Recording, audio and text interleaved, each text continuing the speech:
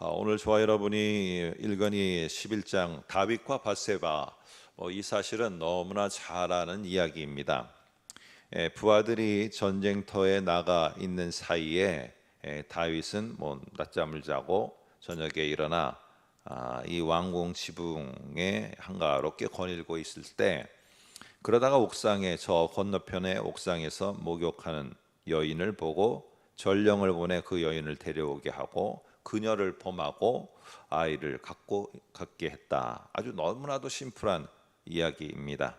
자, 그런데 오늘 우리는 이 11장을 묵상하면서 좀 더 다른 각도에서 한번 생각해 보려고 합니다.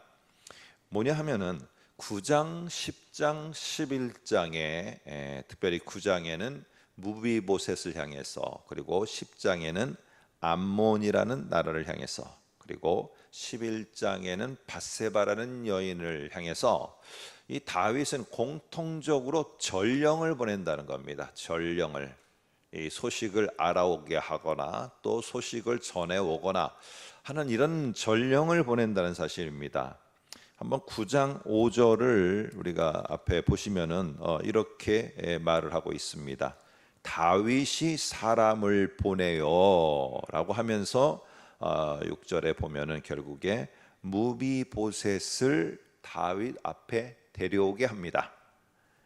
그리고 이 무비보셋이 다윗 앞에 왔을 때 다윗은 왜 전령을 보내서 그 사람을 데려오게 했을까요?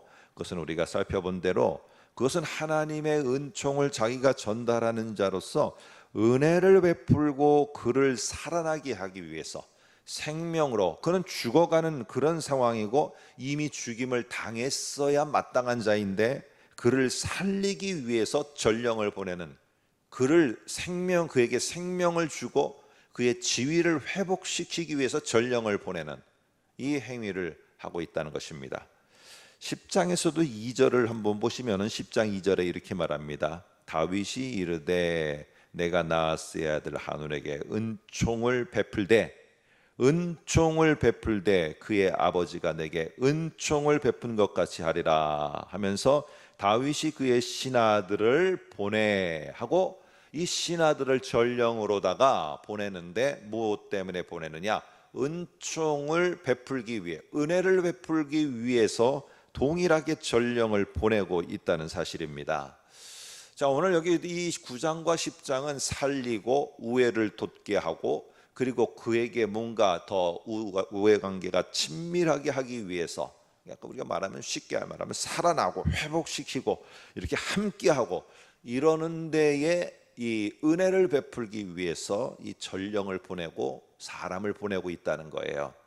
그런데 오늘 11장 4절에도 보면은 계속적으로 3절에도 보면은 다윗이 사람을 보내, 4절 처음에도 다윗이 전령을 보내요. 그리고 5절에도 그 여인은 사람을 보내 다윗에게 말하되, 지금 이 사람을 계속 보내고 전령을 보내는 이것이 왔다 갔다 하는데, 오늘 이 11장에서는 생명과 살아남과 여기에 어찌 보면은 하나님의 은혜 베품은 한 군데도 없습니다. 이 11장에서 사람을 보내는 그 이유는 다 뭐냐? 죄예요. 죄, 범죄함. 이 범죄함을 위해서 이 사람을 보내고 거기 속에서 또 사람을 보내고 하는 일들이 여러분 벌어지고 있다는 사실입니다. 우리는 이 11장에서 왜 도대체 이 다윗이 이렇게 전령을 보내면서까지 여인을 범하게 되는, 이런 정욕에 빠져서 이런 험한 죄를 범했는가? 정말로 다윗에게 있어서 가장 큰 치욕스러운 범죄입니다. 이것을 범하게 됐을까? 우리는 그 이유를 우리가 소극적으로 좁은 의미 속에서 1절에서 그 원인을 찾습니다. 그 원인이 뭐냐? 이렇게 1절을 보시면 말을 하고 있어요. 그 해가 돌아와 왕들이 출전할 때가 되매. 이건 뭔 말이냐 하면은요, 보통 추수 전에 어찌 보면은 씨를 뿌리는 때에 각 나라의 왕들은 자기들의 영토를 더 넓히거나 무슨 싸움을 하거나 할 때, 요때 출전을 하게 되어집니다. 그래서 이때에 원정대를 보내는 그 시기를 가리켜서 다른 말로 뭐라고 하느냐, 왕들의 출전의 때라고 말합니다. 그럼 뭐예요? 왕이 앞장서서 군대를 이끌고 나가야 되는 거예요. 근데 지금 다윗은 어떻게 하고 있느냐? 1절 두 번째 줄에 보면은 다윗은 가지 않고 요압과 그에 있는 부하들만 보내게 됩니다. 이래서 왕이 해야 될 일을 하지 않고 있으니까 결국에는 이 엉뚱한 범죄의 유혹이 찾아와서 죄를 범하게 되었다. 요거는 요 본문 내에서 볼 때 오늘 그런 것입니다. 그런데 오늘 이거를 조금 더 확장해서 9장, 10장, 11장에 보게 되면은 오늘 우리가 또 다른 넓은 광범위한 범위 내에서, 광범위한 내에서 새로운 또 이유를 우리는 찾을 수 있어요. 왜 도대체 이 다윗은 범죄했는가? 왜 이 우리는 내가 왜 범하는 이 잘못을 범하는 일을 행하는가? 왜 나에게는 불평과 원망과 이 모든 것들을 포기하려고 하고 왜 이러는 것들이 내 속에 나오는가? 한번 이 광범위한 속에서 이 이유를 갖고 생각해 볼 필요가 있어요. 다시 한번 돌아보면은요, 어떻게 해서 이 다윗은 전령을 보내서 무비보셋을 찾아 은혜를 베풀었습니까? 자기가 바로 이 요나단, 무비보셋의 아버지 요나단에게 은혜를 입었기 때문에 그 은혜 입은 것을 간직하고 있으니까 그 은혜가 베풀어지는 거예요. 그리고 오늘 10장에서도 보시게 되면은 아까 본 대로 10장 2절에 보면은 이렇게 말합니다. 내가 나하스의 아들 한온에게 은총을 베풀되, 이유가 그의 아버지가 내게 은총을 베푼 것 같이, 그 아버지가 내게 은총을 베풀어서 내가 사울로부터 도망 다니고 있을 때 그 이방 나라인 그 암몬 왕 나하스가 내게 너무나도 생각한 것 그 이상으로 사실은 하나님이 그 왕을 사용해서 다윗에게 은혜를 베푼 거겠죠. 이 은혜를 베풀었기 때문에 내가 이 은혜를 생각하니까 어떻게 내가 너에게 다시 아들인 너에게, 이 한운인 너에게 은혜를 안 베풀 수 있단 말이냐, 이렇게 했어요.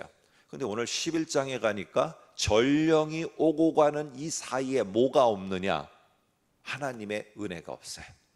하나님의 은혜가 언급되지 않고 있어요. 그러다 보니까 다윗이 하나님의 은혜를 전달하는 자로서 자기가 받은 은혜를 간직하고 그 속에 내가 너무너무 하나님의 은혜에 감사가 될 때는 이 하나님의 은혜를 또 다른 사람에게 전달하고 나눔을 하고 나누어 주는 것을 했는데, 그리고는 돌보는 놀라운 은혜를 생각하게 됐는데, 하나님의 은혜를 잊는 순간에 거기에는 뭐가 찾아오느냐? 전쟁이 벌어지는 거예요. 거기에는 범죄가 벌어지는 거예요. 모든 것들을 허물려는 것들이 벌어지는 것입니다. 이유는 뭐라고요? 내가 정의로워서? 그거는 자기가 하는 말뿐이에요. 무슨 정의고 공의예요? 그 마음속에, 내 마음속에 하나님의 은혜가 사라졌기 때문에 그래요. 하나님의 은혜를 기억하는 게 사라졌기 때문에 그래요. 이것을 되돌리려고 하면은 내가 이러면 안 되는데 나도 왜 이러는지 모르겠어요, 그렇게 해갖고는 안 돼요. 철저하게 하나님 앞에 엎드려서 나의 나된 것이 하나님의 은혜입니다. 내가 하나님의 은혜 없이는 살 수 없는데 하루하루 발을 내딛고 사는 것이 내가 그렇게 하는 줄 알고 교만하게 살았습니다. 하나님의 은혜 다시 한번 기억합니다. 그 하나님의 은혜가 다시 내 마음속에서 새록새록 올라오게 되고 깨달아지게 될 때 내가 다시 하나님의 은혜의 전달자로서 가는 곳곳마다 죽어가는 곳의 생명을, 허물어져 가는 곳의 세움을, 그리고 무너져 있는 곳의 회복과 부흥을 가져오는 사람이 되게 되어지는 것입니다. 이번 한 달 우리가 살아갈 때 우리 꼭 기억하시기 바랍니다. 내가 받은 은혜가 얼마나 큰데 이 은혜를 잊고 하나님의 은혜 전달자로 살아야 되는데, 혹시 나는 무엇 때문에 은혜 전달자로 살지 못하고 있는가? 하나님의 은혜는 잊지 않았는가? 돌아보면서 이 하나님의 은혜를 내가 다시 꼭 기억하며 은혜의 전달자로 사실 수 있는 한 달이 되기를 소망합니다. 기도하겠습니다.